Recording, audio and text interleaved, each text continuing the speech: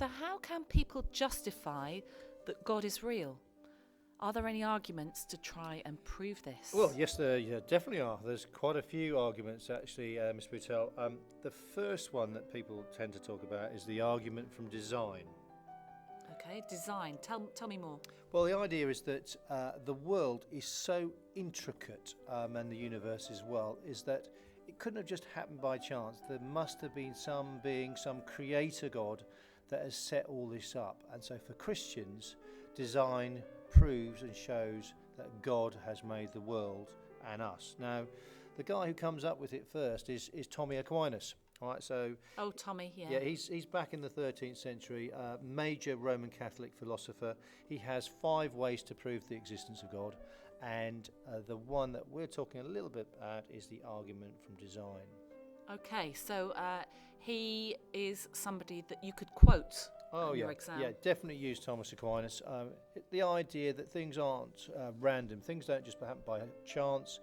He uses the planets and the fact that the planets are all in line to explain that this must be God has put this into creation, and everything works for a particular purpose, and that's one of his 5 ways to prove the existence of God. Now, what about next? Are there other people? Yeah. Oh, yeah. Tell me. Definitely. Now, the one that most of you guys will probably have heard about is William Paley. Now, he's an 18th century philosopher, and he uses the analogy of the watch and the watchmaker. Okay, I've heard of this. Can you just give us a little bit of detail? Yeah, sure, of course I can. He uses the example of coming across a watch, and if you open up a gentleman's pocket watch, you can see that it's incredibly complicated inside. All right, you may not know that it tells the time, but you can see it's very complex, and therefore it requires a designer. It requires a watchmaker. He then goes and says, okay, so if that's the case, look around us, look around the world. You'll see it's incredibly complex. The human eye, fish's gills for breathing, all sorts of stuff. And he says, again, this shows elements of design, and therefore there must be a designer. It's obviously not us. We can't do that. So there must be somebody else, some other being that's created it. For him, that's God. That really makes sense. So the idea that our designer goods, so clothes and luggage and that kind of thing, needs somebody to have designed it. Christians would say that the world is so complex, God will have designed it. Has to be, yeah, according to some Christians. Now, there's other people as well. Sir Isaac Newton, I believe he came up with some ideas as well in regard to design. Can you help me with that one?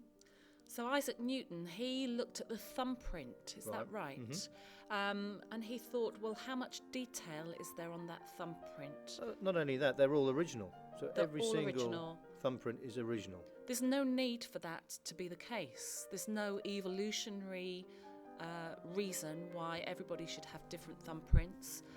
He thought actually it doesn't need to be evolution. That's it's right. God. God has done it because we're unique. Every human is special. Well, yeah, and obviously at that time he wouldn't have realised about evolution anyhow, but in the absence of any other proof, the thumb alone would convince me of God's existence, Sir Isaac said, I believe.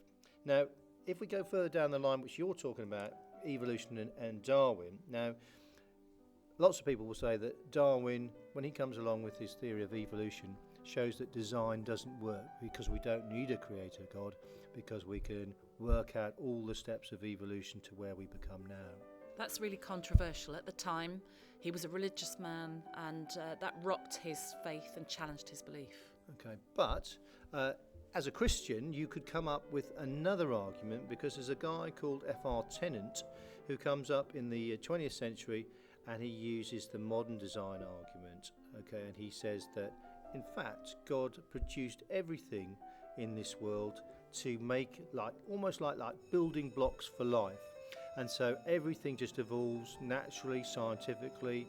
Everything is the same as evolution. The only difference is that God has set everything in place for evolution to occur. So you can still believe in science, okay, and the fact that there's a creator God who has designed everything. So that's quite an interesting one to use, FR Tennant. Okay, that's great. So what about objections to design? Oh, God, there's a load of them. There's a Okay. load of them, yeah. Okay. Yeah. One of the main guys is David Hume. Now, he's a Scottish atheist philosopher, and things he comes up with is the fact that, okay, there's evil and suffering in the world, so why would an omnibenevolent God have designed the world with evil and suffering in? That's one you can use. Good argument. You can also use, if there is a creator God, why does it have to be a Christian creator God? Why couldn't it have just been lots of little gods making it all up? Maybe there was an apprentice God who was making the world and messed it all up, and that's why the world doesn't work particularly well. So he's a good one to use. And of course you can use Charles Darwin.